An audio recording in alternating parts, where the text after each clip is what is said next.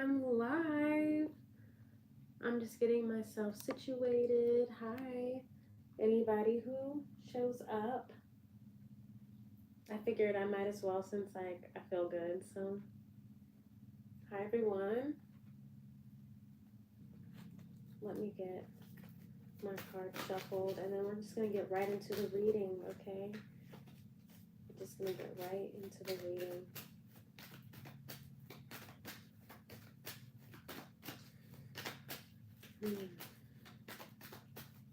How's everybody's week been? Even if you watch the playback, you should answer. But how's everybody's week been? Mine has been pretty good. Mine has been pretty good. I'm happy it's the weekend though. I really feel like I can relax for the first time in a while. So that's a good thing.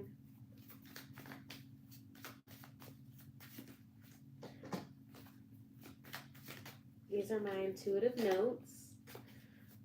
I think I told you guys about it already. But any type of thought I have or phrase, I put it in this deck of cards. Well, not any, but the ones I feel like, make the cut. And yes, I have this light. I feel like it gives me mood. It gives special occasion. This is not like a regular reading. This is a cool reading. This is a live reading. Okay. I just forgot to shuffle before I pressed the live. So I always do a little shuffle. It's like when you get the jitters out, before something. Or get out the nerves. Or get out the kinks.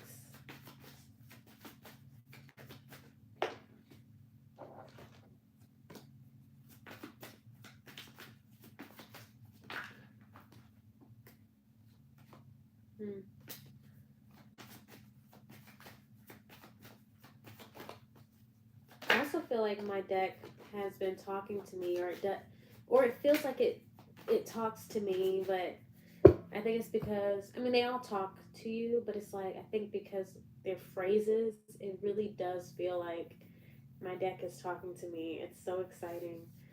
All right, let me take a sip of my tea and we're going to get right into it.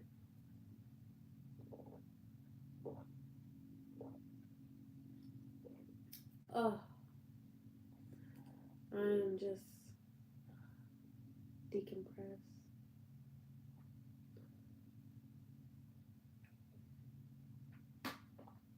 All right, so we are going to do what makes you powerful. So if you're watching this reading right now, that means you're powerful. And that's if you're watching the playback too. If you're watching this reading, you're powerful. So we're about to see why. What makes you so powerful? Disclaimer. This reading is a general reading. So take what's for you and leave what's not for you. All energies are fluid. You know your life more than I do. All right? Okay, so let's get into it. Why are you powerful? Or what makes you powerful? Let's start there. What makes you powerful? I feel like why is going to come out anyway. We have the Tower. Here. We have the Tower.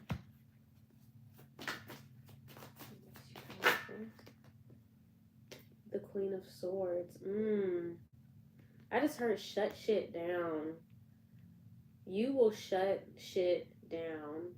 You will cut it out. If somebody's being disrespectful, if something's happening, it's like you don't have this fear of putting a stop to something. Like, sometimes people feel like they can't say something or they can't impose because the ball's already rolling. Well, it's already planned. It's already this. It's already that. It's like you are not afraid of risking whatever's been planned if you feel like it's not right, or risking whatever that's built if it's not right. Like you'll tear it down and build a new one. Like you're not afraid of not having this anymore. One more card, please. The Hangman. Ooh, and the Nine of Wands at the bottom of the deck. So, the Hangman. I'm showing you the cards because, like, I never showed the cards. Okay. The Hangman. So, first row out, we have the Tower, the Queen of Swords, and the Hangman, okay? But the Hangman, I'm definitely, like, it's definitely adding to what I'm saying as far as, like, it's like you don't have this FOMO. Ooh, I wanted to kind of do this. I forgot I wanted to kind of like have it like this. Let me know what you prefer though for future readings. Like, do you prefer looking at the table, right? Do you prefer looking at the table, or do you, you know, like seeing my face? I'm a floor sitter. I like to sit on the floor. I don't know. All right. What was I saying? Yes. So with the Hangman here, I do feel like um it's like you're not in a hurry, right? Like if something's not right and you speak up and it sets things back, it's like you're not worried about that because you're not in a hurry. You don't have this lack mentality that keeps you stuck doing something that you're not okay with or that you don't like. Okay? You feel like if you have to wait a little longer for something, then you will. You feel like, because I mean, you have this ideal in your head that you fight for, this dream that you stand in with the Hangman. It's like you yeah, it's like a dream or a vision that you fight for. It. People don't understand it. Like people feel like maybe you're dramatic about it, or maybe you're, you know, they don't really get it. They don't get why you're so. They don't get why it's so important to you, but you do. You know, and so you're not afraid to fight for that. You're not afraid to stop it, right? With this tower here. You're not afraid of change or transformation, right? Because with the Queen of Swords, this is a very like, you know, air to me is very strategic, right? Air is very, it's like a ninja, right? There's precision with air energy to me, and so it's like a Queen of Swords. She's not. If it's for the greater good, or if it's gonna make whatever work out the way it's supposed to work out, then there's no reason to be afraid of the tower crumbling. Okay? There's no reason to be afraid of a tower crumbling. Because you're just gonna build a new one. Right? There's strategy behind here. Like the Queen of Swords didn't put all her eggs in one basket, right? Or the Queen of Swords is not going to put all her faith in something that isn't the ideal, right? Like if it's proving itself to not be what they have in their head, they're not going to stick around, right? Because the Hangman is a you know, it's a more passive energy. It's a stagnant energy. So it's like there's not really anything to budge. The only thing that can budge is perspective, but that would have to be through like, you know, somebody's point being proven otherwise. But it's like if the tower needs to crumble, it's not proven anything except that it's not what you want. It's not what you think it should happen. But anyway, let's get some more cards, okay? What makes you powerful? All the cards I use are in the description box if you're interested in any of these decks. Um, also, make sure you go and subscribe to my website. I'm about to start my monthly tarot scopes back up. So if you want to see those tarot scopes, subscribe to my website because I send out email notifications. All right. Anyway, what makes you powerful? If you're watching this video, you're powerful. Whether it's live or the playback, you're powerful, and we're going to see what makes you powerful. Okay, we have 3 cards. What? Ace of Swords. King of Cups, and then the 2 of Swords. Oh, wow. This is nice. Okay, this is really nice. What's at the bottom of the deck? 8 of Coins. I'm getting definitely a detail oriented type of energy. I'm also getting like somebody who, it's like you're a planner. There's something about how you plan things, right? And you stick to the plan. I'm getting, right? You don't rush your success. You don't rush, the whatever it is that you're trying to accomplish. You're not rushing it because because you know that it's like the outcome is the most important part to you, right? It's not about how fast it came to fruition. It's about making sure the outcome is of the quality or whatever that you're seeking here. And this Ace of Swords, right? You're not afraid to speak up. That's definitely what I was getting with this Queen of Swords. It's like you're not afraid to you're not afraid to just stop the show. Put a stop. It's like I'm also getting calling things out, right? Maybe you're very critical. You're not afraid to critique, certain things, and it definitely. I feel like it irks people, right? With this tower, it's definitely like it irks people, but why it makes you powerful? I'm getting is because this is how you end up getting exactly what you want, and people don't understand that. Like, you get what you want because you stick to the plan, you stick to the course, you don't let other things budge you, unless it's a good budge. Like, you know what I'm saying? If it's a good budge, you'll follow it. But if something's proving to be not what you're in alignment with, or it's not going how you'll change the plan, you'll change the course, you'll say let's fix this or let's try that, and you're not afraid of just like experimenting. There's like an openness here, and also like I said, with being patient, it's like you're not afraid of being still, right? Because you know that you don't have like all the answers, so it's like you kind of just like know how to be still and let things play out, right? Because sometimes we have to be still. I think with this hustle culture, because I do feel like this has to do with work.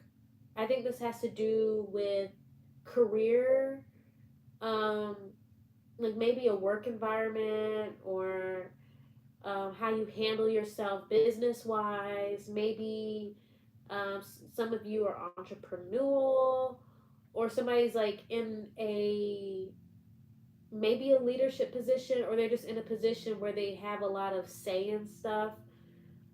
Um,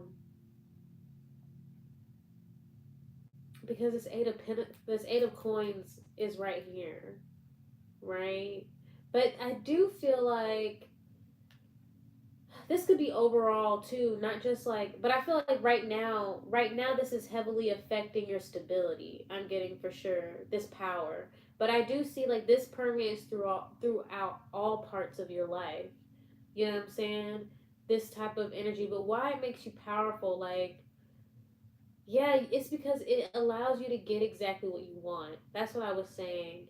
You know what I'm saying? You aren't afraid. to just notice when there is a time to just stop moving, because at a certain point you're going to be moving against the current, right?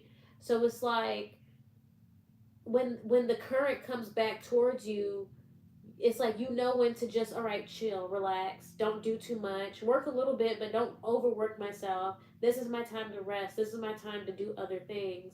But then when it's going back in the direction that you're moving, then you know that's when to move forward quicker. That's when you, it's like, I don't know, it's like an ebb and flow. It's just you know how to discern.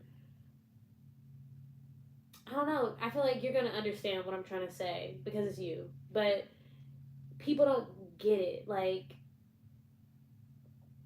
people don't get how this makes you powerful, but it's because you're not creating unnecessary problems for yourself.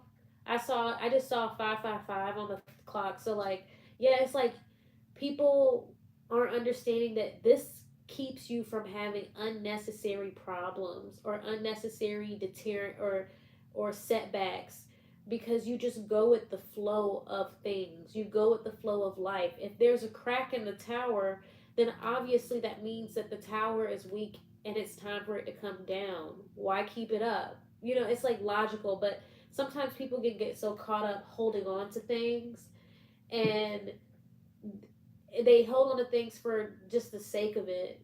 You know, it's like codependency or attachment. And they don't understand, like, you're holding on to shit that you need to let go, right? It's like, never mind, I'm not going to say that. That would be like, TMI. But yeah, I didn't really talk about this Nine of Wands. I do think this has a lot to do with you being maybe a loner or somebody who's like not afraid of standing alone. Um, you're also not afraid of shutting people out, putting people, out who can't get with the time. Girl, I need to talk about all these cards. I'm over here rambling. I need to talk about these cards. I don't want to talk about the Ace of Swords. I want to talk about this King of Cups. But I feel like I touched on it anyway without even trying. But with this King of Cups, it's like, because in the tarot there's that little boat in the background, right? And that represents the opportunities that just come, that naturally come in, right? That this King of Cups, he naturally attracts these ships, right? And I feel like that goes hand in hand with this stillness, that you know when it's time to just let things come to you. You've already put in the work. You've already done what you need to do. Now it's just a matter of just attracting, right? You already threw out the bait.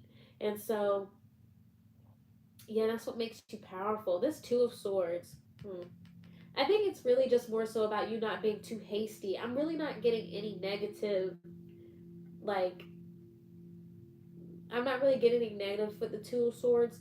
Even though sometimes it's like, it's mostly saying negative, I feel like this is really like, more so about you, like, you're not gonna just accept the two immediate options, right? Or whatever's like right in front of you. You're not gonna just pick and choose from what's right in front of you. If you don't like what's right in front of you, you'll stop and you'll just wait and let something else come in, right? You're not out here being hasty. This is about being a good planner, and just like I said, sticking with the plan, consistency.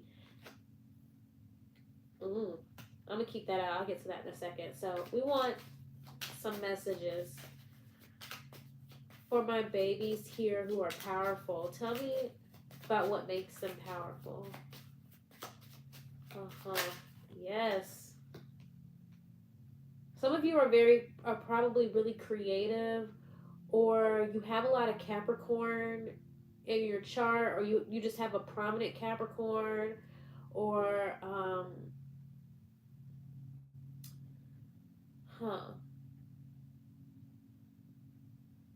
you're very like, I lost my train of thought. It might come back. I'm gonna get one more. What makes you powerful?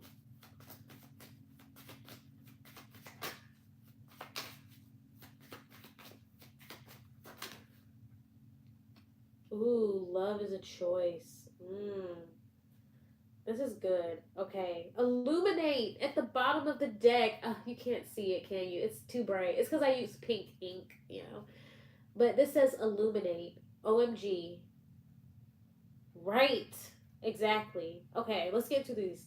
So this first one, it says illusions. It says illusions are not always solutions. I feel like this is really just about how you are realistic. You're very realistic. And people, it's like, it can be off putting because people just live in illusions. You know, people, like I said, with holding on to things, people will hold on to stuff for the sake of it because they're attached and they just, and people can just get caught in these illusions without really understanding. And it's like, it can throw people off at how maybe some people might feel like you're cold a little bit, right? With this Queen of Swords, like they feel like you're a little cold hearted. They don't understand how can you just drop them, or how can you drop the situation, or how could you just tear this down after we spent so much time. And it's because you're realistic. You are looking at it from a game plan perspective, and if it's going to be a detriment, or if it's going to create setbacks, then to you it just logically doesn't make sense to keep doing that. You know what I mean? You have a discipline here, and that's, oh, I wish I could remember what I was saying earlier, but it's like you have this discipline here with how you pursue what you want, how you pursue or you fight for, like a desire. I feel like some of you are creative, or some of you have Capricorn placements, or some of you have are entrepreneurs, or there's something here where it's like you have this, like, this internal motor running, and that this motor keeps you pushing forward. Like you constantly, it's like you don't run out of goals, you don't run out of goals, you don't run out of any of that. Like you're always, your head is in the game, your eye is on the prize.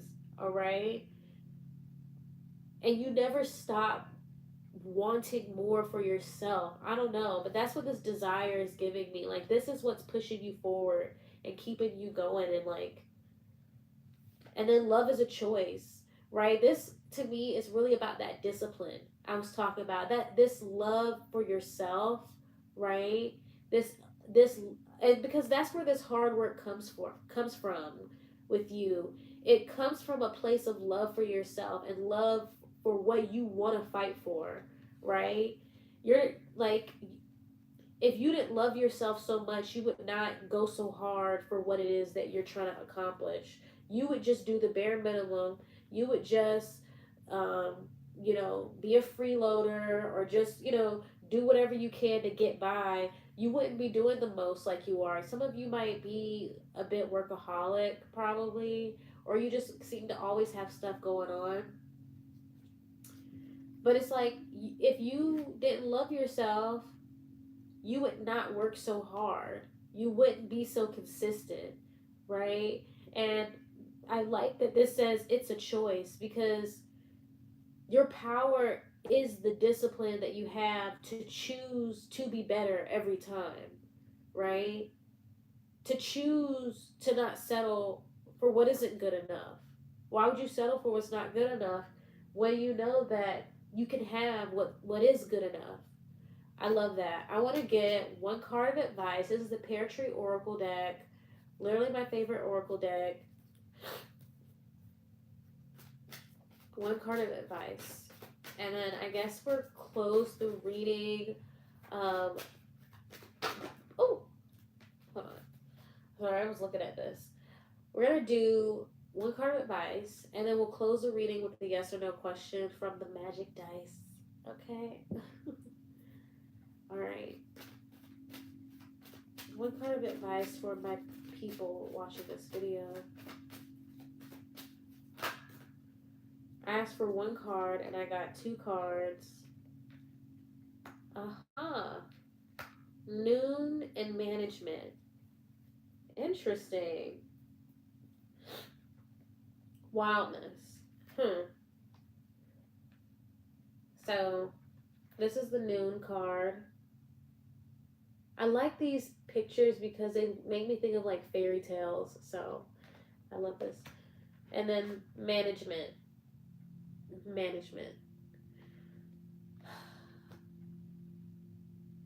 What I feel honestly is, well, one, your advice is definitely to keep doing what you've been doing, right?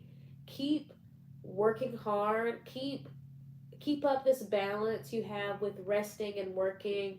I feel like some of you, I'm hearing like you've been working on it.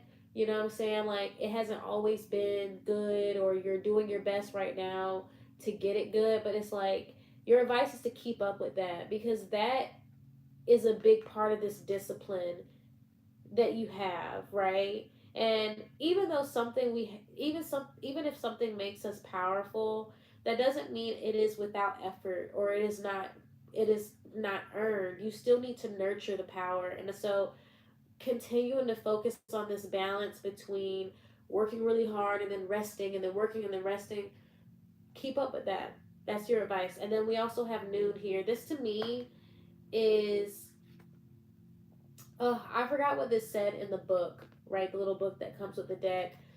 But when I look at it, I do see somebody running, right? I'm getting this feeling of like somebody who, it's like maybe they feel like they're running out of time, right? Noon. Your advice is to remember that it's still early, okay? It's still early, right? You don't have to move so fast. You don't got to run so fast. All right. Maybe this means that you need more time to rest, right? Like give yourself more time than you've been giving yourself. But yeah, it's still early. That's a message right there. But that's all I have for you today. Let's do your magic dice. So think of a yes or no question. Think of your yes or no question. The answer is no. I don't know if this shows up backwards for you, but yeah. Fun fact, fun story about this dice. A long, long time ago, I was rambling in my grandma's kitchen and I came across this dice and I was just like, hey, can I keep that? And she was like, girl, yes. Anyway, that's all I have for you today. Make sure to give this video a like. Leave a comment. Thank you guys for tuning in for the live. I will see y'all at the next video. Bye.